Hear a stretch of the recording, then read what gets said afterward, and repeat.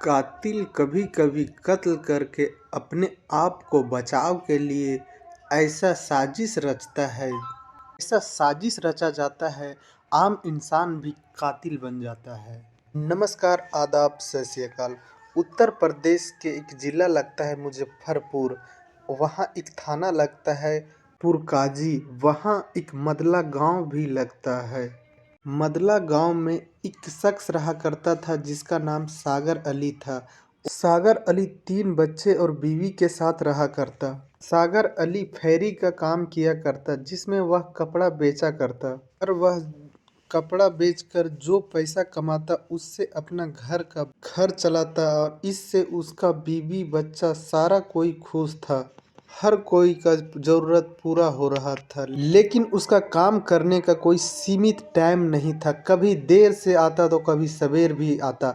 एक दिन अपने बीवी से कह के निकलता है कि आज मैं घर थोड़ा देर लौटूंगा और वह अपना काम के लिए निकल जाता है। सागर अली का बीवी आसिया बच्चों को तैयार करके स्कूल भेज देती है और अपना घर के काम काज में लग जाती है और धीरे धीरे वक्त बीत रहा था।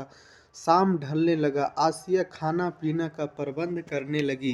ढेर रात बीत जाने के बाद जब सागर अली घर नहीं पहुंचता तो आसिया परेशान हो जाती है और सागर अली को फ़ोन करने लगती है, लेकिन सागर अली का फ़ोन स्विच ऑफ आता है। 9 बजे का वक्त खाना खाकर आलिया फिर फ़ोन ट्राई की, जब नहीं लगा तो वह सो जाती है। फिर 12 बजे उठती है और फिर फ़ोन लगाती है, फिर फ़ोन स्विच ऑफ ही आता है।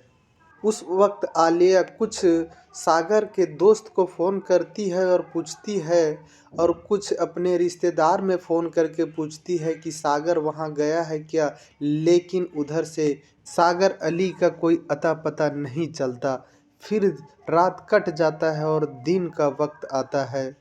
पड़ोसियों में बात फैल जाता है। पड़ोसियों भी अपने जरिए से छानबीन करने लगते हैं, लेकिन सागर अली का कहीं पता नहीं चलता। फिर 2 दिन तक पूरा इधर उधर ढूंढते हैं। जब कोई पता नहीं चलता तो सारे लोग फैसला करते हैं कि अब पुलिस का मदद लिया जाए। 2 दिन के बाद पुलिस चौकी में पहुंचकर अपने पति का गुमशुदगी का रिपोर्ट लिखवाती है। पुलिस भी 3 बच्चे और बीवी के लाचारी देखकर इस मामले को गंभीरता से लेती है। तुरंत पुलिस छानबीन में लग जाती है। सबसे पहले आलिया से पूछती है पुलिस की सागर घर से कितना बजे निकला था। आलिया बताती है कि 9 बजे का वक्त रहा होगा, उस टाइम सागर घर से निकला था और सागर बताया था कि आज थोड़ा देर से लौटूंगा। इसके बाद हम जब भी सागर के मोबाइल पे फ़ोन लगाए तब उसका फ़ोन स्विच ऑफ आता। पुलिस को भी कुछ समझ में नहीं आ रहा था। आलिया एक चीज़ और बताती है कि उस दिन साइकिल और कुछ कपड़े का गट्ठा नहीं लेके गए थे। वो बोले थे कि उधर ही सामान लेके उधर से ही बेच के आऊँगा। सागर अली पैसा लेकर कहीं बाजार गया हो और कोई इसका पैसा लूटने के लिए कुछ ऐसा वैसा तो कर नहीं दिया। फिर पुलिस अपने तरीके से जांच को आगे बढ़ाती है। कई दिन बीत जाते हैं, लेकिन पुलिस के हाथ भी कोई सबूत नहीं मिलता और ना ही सागर अली का कहीं अता पता।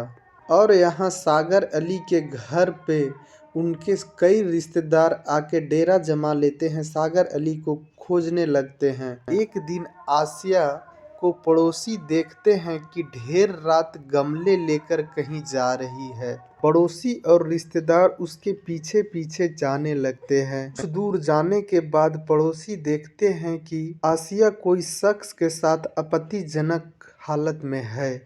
गांव वाले आसिया को उसी वक्त पकड़कर खातिरदारी करते हैं और फिर पुलिस को खबर कर देते हैं। पुलिस आती है और आसिया के साथ जो शख्स था उससे पुलिस पूछताछ करने लगती है और पुलिस को कहीं ना कहीं डाउट जाने लगता है कि कहीं ये दोनों मिलकर ही सागर अली का कत्ल तो नहीं कर दिया। पुलिस इन दोनों को उठाकर थाने ले जाती है। वहाँ जब आसिया और सुहेल से कड़ाई से पूछताछ करती है तो ये दोनों टूट जाते हैं और एक कहानी बताते हैं। दरअसल आसिया के साथ जो शख्स था वह शख्स का नाम सुहेल था। सुहेल और सागर अली दोनों सौतेले भाई थे। दोनों भाई में पहले तो अनबन रहता था, लेकिन सुहेल यहूदिया कमाने के लिए चला जाता है और वहां से 6 साल बाद लौटता है। उसको उसका चाल चलन और व्यवहार में बदलाव आता है और वह चाहता है कि हम अपना भाई सागर से भी मिल के रहें, और वह अक्सर सागर के घर आया जाया करता, और इसी तरह आने जाने से इन दोनों में प्यार हो जाता है। सागर अली तो अपने काम से बाहर रहता और ये दोनों आते मिलते और आपत्तिजनक काम किया करते। एक दिन अपने काम से सागर दोपहर में ही लौट जाता है तो देखता है कि आसिया और सुहेल दोनों आपत्तिजनक हालत में है। सागर देखकर हैरान हो जाता है और सुहेल से कहता है कि अब इस घर की तरफ दोबारा नहीं देखना और दोबारा यहाँ नहीं आना, और अपना बीवी को भी डांटता है। लेकिन इन दोनों का प्यार इस कदर हावी था कि सुहेल सागर के घर के बगल में ही 100 गज की जमीन में एक मकान बनाने लगता है, और मकान बनाने के दौरान सागर के घर पे आया जाया करने लगा। अब दोनों को लगा कि सागर जो आसिया का पति है वो इन दोनों के बीच में दीवार बन रहा है। आसिया और सुहेल मिलकर एक खौफनाक वारदात कर देते हैं। सागर एक दिन काम पर जाने ही वाला था, तभी आसिया उसके पानी में कुछ बेहोशी का दवा मिला देती है और सागर बेहोश हो जाता है। फिर आसिया सुहेल को बुलाती है और आसिया और सुहेल मिलकर सागर का कत्ल कर देते हैं। कत्ल करने के बाद उन दोनों को समझ में नहीं आ रहा था कि इस बॉडी को कहाँ छुपाएं। फिर इन दोनों ने मिलकर सेफ्टी टैंक में सागर का लाश को डाल दिया। लेकिन 2 दिन बीतने के बाद सागर के लाश से बदबू आने लगा। आसिया को डर सताने लगा कि कहीं आस पास के लोगों को पता न चल जाए, तो वह आसिया सेफ्टी टैंक के ऊपर अगरबत्ती जलाने लगी।